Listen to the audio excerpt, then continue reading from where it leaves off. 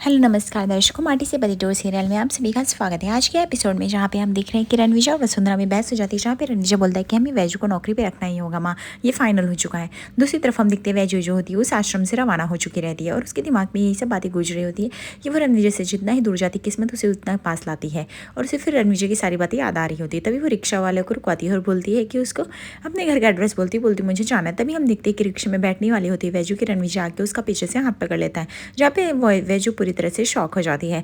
फिर रणविजय बोलता है कि तुम्हें कहीं भी जाने की नहीं ज़रूरत है। वैजू बोलती है मेरा हाथ छोड़िए, मुझे जाना है। तभी यहाँ पे रणविजय बोलता है वैजू मैंने एक बार बोल दिया ना तुम्हें नहीं जाना है तो दैट मीन्स नहीं जाना, तुम्हें एक बार भी क्यों बात नहीं समझ में आती है। तभी यहाँ पे रिक्शा वाला कहता है अरे जाना है या नहीं जाना है वो तो बताओ। तभी वैजू बोलती है हाँ थामो, मैं चल रही हूँ। तभी यहाँ पे रणविजय बोलता है अरे बोला ना जाने के लिए। तभी रिक्शा वाले को गुस्सा आने लगता है, वो बोलता है अरे तुम लोग का क्या मगजमारी है। वैजू जो होती है बोलती चलने के लिए और दूसरी तरफ रणविजय ना कर रहा होता है। रिक्शा वाला बोलता है ठीक है तुम लोग यही आपस में निपटा लो तुम लोग का जो भी माजरा है, मैं तो यहाँ से जा रहा हूँ भाई। ऐसे कह के फिर रिक्शे वाला जो होता है वो वहाँ से रवाना हो जाता है। दूसरी तरफ हम देखते हैं कि रणविजय जो होता है वो रिक्शे वाले को डांट के उधर से भेज देता है, अरे यार तुमको बोला ना जाओ, मैडम को टाइम लगेगा, क्यों नहीं समझ में आता है तुमको। फिर हम देखते हैं कि वैजू जो होती है इस बात से खुश नहीं रहती और वह फिर वो दूर आके थोड़ी खड़ी हो जाती है। तभी रणविजय जाता है वैजू के पास और बोलता है कि मुझे समझ में नहीं आ रहा है कि तुमको ये नौकरी चाहिए क्यों नहीं, तुम ये नौकरी के लिए आई थी ना। तभी यहाँ पे वैजू बोलती है कि हाँ मुझे नहीं चाहिए, मुझे एहसान नहीं चाहिए और आप ऐसा मत सोचिए कि मैं वायु का ट्रीटमेंट करके कोई एहसान करी, वो मुझे मन है इसलिए मैं कर रही हूँ, ये मेरा मुझे मन से करना है उसको ठीक, इसमें कोई भी एहसान की ज़रूरत नहीं। और ये बात नौकरी तो मैं कोई और भी नौकरी ढूंढ लूँगी, है बहुत सारी नौकरी जो मुझे शायद रख ली मुझे मिल जाए। रणविजय कहता है नो डाउट वैजू, मुझे इतना तो पता है कि तुम इतनी काबिल हो कि तुम्हें कोई भी नौकरी पे रख सकता हो, तुम अपना कमा सकते हो, इतना तो मैंने तुमसे जान भी लिया है। लेकिन मैं चाहता कि तुम यही पढ़ाओ, उन बच्चों को भी सिखाओ। तुम्हें पता है तुम सेल्फ डिफेंस की ट्रेनिंग दोगी लड़कियों के लिए, आज के ज़माने में कितनी ज़रूरी, उससे बढ़कर कोई चीज़ नहीं है। और बच्चियाँ कितनी खुश होंगी तुमसे। वैजू मैं सच में कह रहा हूँ कि इससे बढ़िया टीचर हो, तुमसे बढ़िया टीचर हमें नहीं मिल सकता। तभी यहाँ पे वैजू बोलती है लेकिन मुझे यहाँ पे नहीं करना है नौकरी, मुझे नहीं पता था कि आपके घर वाले इस कदर इस संस्था से जुड़े हुए हैं कि हर एक डिसीजन लेते हैं। मैं नहीं चाहती कि आपके घर में और तबाही हो और झगड़े हो, इसलिए मैं चली जा रही हूँ, मैं कोई शिकायत नहीं करूँगी, आप लोग अपने दिल पे बोझ मत रखिए। रणविजय बोलता है इसमें बोझ की कोई बात नहीं है, जिस तरह से वायु में मैंने कॉन्फिडेंस देखा, वायु ठीक हो रहा है, वैसे लाखों बच्चे हैं यहाँ पे जो ठीक हो सकते हैं। तुम्हें वैजू क्यों नहीं लगता है तो कुछ अच्छा काम करने के लिए, मैं तुम्हें यहाँ अपने लिए या तुम्हारे लिए किसी के लिए नहीं, बल्कि मैं उन बच्चों के बारे में सोच रहा हूँ जिनको शिक्षा नहीं मिल पा रही है, एजुकेशन नहीं मिल पा रहा है, उनके लिए बहुत ही इंपॉर्टेंट है। अगर अगर बहुत साल पहले ये लोगों ने वायु के लिए भी ऐसे टीचर रखी होती या फिर देखा होता तो शायद आज मेरे वायु का ये हालत नहीं होता।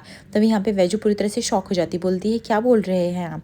तभी यहाँ पे रणविजय बोलता है कि हाँ मैंने अपने वायु को यहीं से अडॉप्ट किया था और जब भी वायु को लिया था तो उसकी आँख की रोशनी कितनी कमज़ोर थी, और देखो आज इतने सारे बच्चे, लेकिन तुम्हारे ट्रीटमेंट से वायु कितना खुश हो रहा है। सोचो इनको बचपन में इतनी ट्रेनिंग और ट्रीटमेंट मिल जाएगा, ये लोग कितने खुश हो जाएंगे। वैजू को जैसे ही सच्चाई पता चलती तो मानो जैसे उसके पैरों तले ज़मीन खिसक जाती है कि वायु अडॉप्टेड है। उसके बाद वह रणविजय जो होता जाता है वैजू को बोलता है इस बारे में मैंने वायु को कभी नहीं कुछ बताया, मैं नहीं चाहता कि तुम भी कभी उसको ये भनक लगने दो, बताओ। मैंने और जया ने डिसाइड किया कि हम लोग कभी उसको ये चीज़ नहीं बताएंगे। एक वायु खोने के बाद मुझे जीने का सहारा ही नहीं मिला था, इसके लिए मैंने दूसरा वायु अडॉप्ट किया और जिसको मैंने अपना बच्चा बना लिया, और आज मेरे वायु से बढ़कर मेरे लाइफ में कोई भी नहीं है। तो वैजू बोलती है कि आपने मुझे समझ क्या रखा है जो मैं सबको बताती फिरूंगी। दूसरी तरफ हम देखते हैं कि वसुंधरा जो होती है वो जया को समझा रही होती है कि अपने पति की पहली पत्नी से दूर रहना ही बेहतर उपाय होता है, और तुम उसको बुला रही हो, पहले तो अपने बेटे को सौंप दिया, उसके बाद अभी संस्था में तुम चाहती क्या, और धीरे धीरे वो हमारे घर तक चली आएगी। तभी यहाँ पे जया बोलती है कि आइए आपको भी पता है कि वैजू दीदी से अच्छा ट्रेनर कोई भी नहीं मिल सकता, बच्चों के काम आएंगे और हमें क्या चाहिए कि बच्चे अपना फ्यूचर देख सके, अच्छे हो सकें। तभी यहाँ पे वसुंधरा बोलती वो सब तो ठीक है, लेकिन तुम्हें ये भी पता होना चाहिए ना कि एक पहलू के दो सिक्के होते हैं। एक तो चलो वैजू तो ट्रेनिंग दे देगी, लेकिन दूसरे का क्या, तुम्हारी ज़िंदगी तबाह हो जाएगी।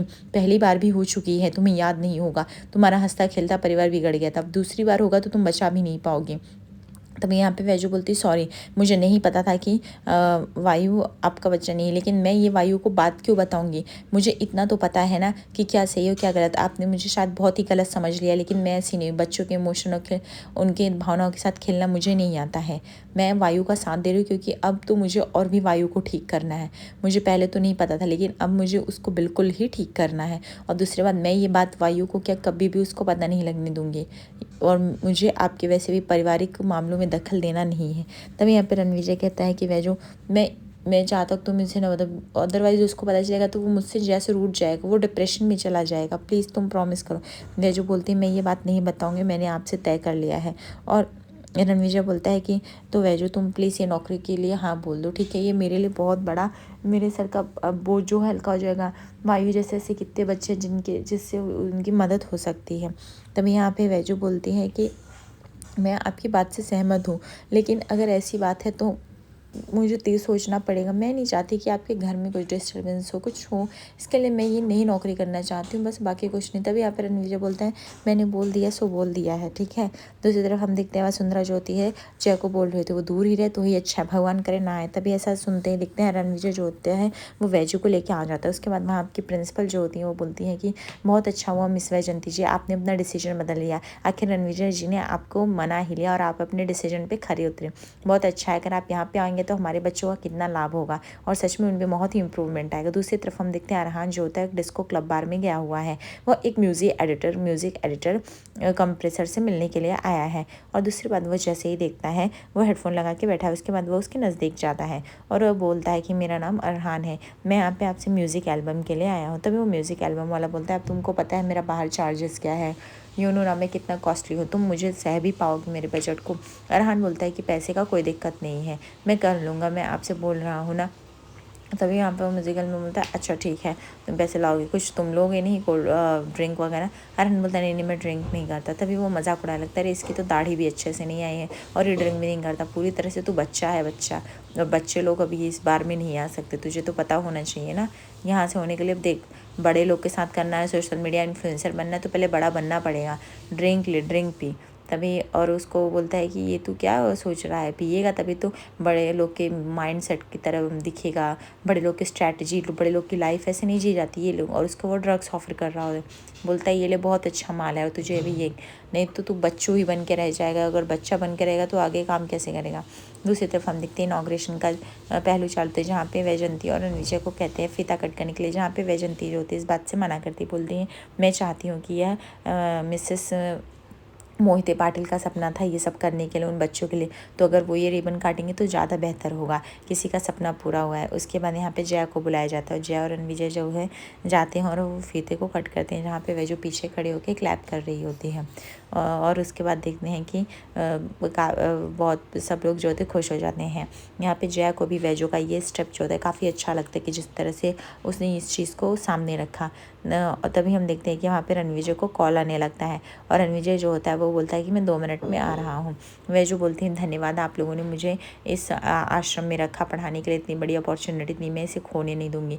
तभी यहाँ पे देखते हैं रणविजय को पुलिस का कॉल आता है कि हमने एक बार में रेड मारने वाले हैं, यहाँ पे पता चला यहाँ पे ड्रग का सप्लाई होता है सर, वो भी आपके इलाके में। तभी यहाँ पे रणविजय बोलता है आप लोग वहीं स्टॉप रहिए, मैं 5 मिनट में वहाँ पहुँच रहा हूँ, फिर हम साथ में देखते क्या केस किया, जो हैं जितने लोग हैं गिरफ्तार करो उनको, ये सब चीज़ सहन नहीं होगी। उसके बाद रणविजय आता है जय के पास, बोलता है जय मुझे एक बहुत ही अर्जेंट काम आया, मैं यहाँ से जा रहा हूँ, तुम डायरेक्ट घर पहुँच जाना, ठीक है। ऐसा कह के रणविजय जो होता है वो वहाँ से रवाना हो जाता है। तभी यहाँ पे सब लोग सोच रहे होते हैं कि आखिर ऐसा क्या काम था जिसकी वजह से रणविजय को अर्जेंट जाना पड़ा। दूसरी तरफ हम देखते हैं कि म्यूज़िक एडिटर जो होता है वो बार बार अरहान को उत्तेजित कर रहा होता है ड्रग्स खाने के लिए। और तभी हम देखते हैं वहाँ पे पुलिस जो होती है रेड मार दी, तभी काफ़ी आफा तफरी मच जाती है डिस्को में और सब लोग एक दूसरी तरफ भागने लगते हैं। यहाँ पे अरहान जैसे ही रणविजय को दिखता है डर जाता है, बोलता है यहाँ पे रणविजय मामू क्या कर रहे हैं, मुझे यहाँ से जल्द भागना पड़ेगा। रणविजय जो होता है वह देखता है कि दूर पे कोई खड़ा है, लेकिन वो अच्छे से देख नहीं पाता है कि वो अरहान ही है। अरहान फटाफट अपने डेनिम का कैप जो होता है जैकेट का वो लगा के टेबल के नीचे घुस जाता है। वो सोचता है कि अभी वो कैसे बचेगा, घर पे तो एकदम अलग ही सीन क्रिएट हो जाएगा, आखिर करे तो करे क्या, उसको कुछ भी समझ में नहीं आ रहा है। उसके बाद हम देखते हैं कि रणविजय बोलता है कोई लोग भागो मत, पुलिस आप इन सबको गिरफ्तार करो, हम लोग देखते हैं। तभी यहाँ पे अरहान भागने की कोशिश करते हैं, जहाँ पे रणविजय दौड़ाता है पर वो पकड़ नहीं पाता। रणविजय यहाँ पे सीसीटीवी कैमरा फुटेज चेक करते हैं, जहाँ पे वह देखता है अरहान की जैकेट भी उसको दिखाई देती है और उसको डाउट आ जाता है। दूसरी तरफ हम देखते हैं अरहान के पीछे काफ़ी लंबी पुलिस पड़ी हुई है। अरहान भागते भागते आते हैं, यहाँ पे रिक्शा वाले और कार वाले का झगड़ा हो चल रहा है, क्योंकि वो रिक्शा वाले ने कार वाले को ठोक दिया है। और यहाँ पे अरहान जो होता है वो किसी तरह छिप के भाग के आता है और अचानक से रिक्शे में जाके बैठ जाता है और वह कैप लगा के एकदम घबराया हुआ सा रहता है। वो सोचता है कि आगे क्या ही होगा और वह जिस रिक्शे में बैठता है वहाँ पे वैजू बैठी रहती है। वैजू पर वह सो रही होती है और अरहान बैठ के बैठा रहा होता है, लेकिन वो दोनों एक दूसरे को नहीं देखे थे। तभी यहाँ पे हम देखते हैं कि पुलिस जो थी हर रिक्शे में हर आजू बाजू चेक कर रही होती है। वह अचानक से वैजू की आँख खुलती है और वैजू देखती है, वो डर जाती, बोलती तुम कौन हो, तुम इस तरह से क्यों बैठ गए हो रिक्शे में, अभी रुको मैं बुलाती पुलिस को। तभी रेहान जो होता है वो देखता है और वो बोलता है विजय मामी। तभी यहाँ पे वैजू पूरी तरह से शॉक हो जाती है और वो बोलती है तुम क्या बोल रहे हो, तुमको समझ में आता, तुम ऐसे कैसे किसी के इधर बैठ सकते हो, तुम्हें इतना तो पता होना चाहिए। लेकिन जैसे वो मामी बोल देता है तभी यहाँ पे वैजू को सब कुछ याद आने लगता है, बचपन का हर सीन जो उसने अरहान के साथ बिताया था। उसके बाद वो उसकी आंखों में आंसू आ जाता है वैजू के और वो अरहान का पुचकारने लगती है और बोलती है कि अरहान तुम यहाँ पे क्या, कैसे, क्यों आए हो, बताओगे तुम इस तरह से। तभी वो बोलता है कि मैं क्या बताऊँ मम्मी, बहुत लंबी कहानी, मैं आपको सब कुछ बाद में बताता। और वो रिक्शे वाले को बोलता है कि आप ऐसे खड़े क्यों लेके चलो। तभी यहाँ पे वैजू दिखती है कि इतना डरा सहमा से क्यों। तभी वैजू पूछती क्या बात है, तुम इतने डरे से क्यों, कुछ गड़बड़ हुई है क्या। तभी अरहान बोलता है कि हाँ मैं क्या बताऊँ मामी, मेरे तरफ पीछे पुलिस पड़ गई। मैं एक बार में गया था जहाँ पे मैं म्यूज़िक के एडिटर से मिलने के लिए गया था, लेकिन वहाँ पे रेड पड़ी ड्रग्स के लिए, जिसकी वजह से रणविजय मामू भी वहाँ पे आए थे। अगर घर वालों ने मुझे देखा पकड़ा तो मेरी खैर नहीं, मुझे छोड़ेंगे नहीं, इसलिए मैं भागता फिरता यहाँ पे आया हूँ। मुझे कुछ भी समझ में नहीं आ रहा, मैं कहाँ जाऊँ, मैं कहाँ करूँ, मुझे घर नहीं जाना। लेकिन यहाँ पे वैजू बोलती है कि इतना मत घबराओ, घर पे चलते, जो होगा देखा जाएगा, तुम अपनी मामा से बात करो, वो सुनेंगे। वो बोलता है उस घर में वैसे भी कोई सुनता नहीं किसी का, वो लोग खून पी जाएंगे, इतना अनुशासन लगाते हैं, इतना नियम लगाते हैं, ये मत करो वो मत करो, मेरा दम घुटता है, ऐसा भी कोई घर होता है भला। अब वो घर नहीं रहा। तब यहाँ पे वे जो बोलते हैं अपने घर वालों की या फैमिली के बारे में ऐसी बात नहीं करते हैं। अरहान अरहान बोलता है तो मैं क्या करूँ, यहाँ पे मेरी कोई भी नहीं सुनता ना, मुझे कोई समझता ना मेरी फीलिंग्स को। जब देखो रोकना टोकना, ऐसा लगता है मैं 5 साल का बच्चा हूँ, ये मत करो वो मत करो, ऐसे करो वैसे करो। मैं पक चुका हूँ पूरी लाइफ से। एक रणविजय मामू है जो थोड़ा बहुत सपोर्ट करते हैं, जिसकी वजह से मुझे वहाँ पे रहना अच्छा लगता है, अदरवाइज़ मुझे नहीं रहना। मामी प्लीज़ अपने साथ लेके चलो, मुझे नहीं रहना वहाँ पे।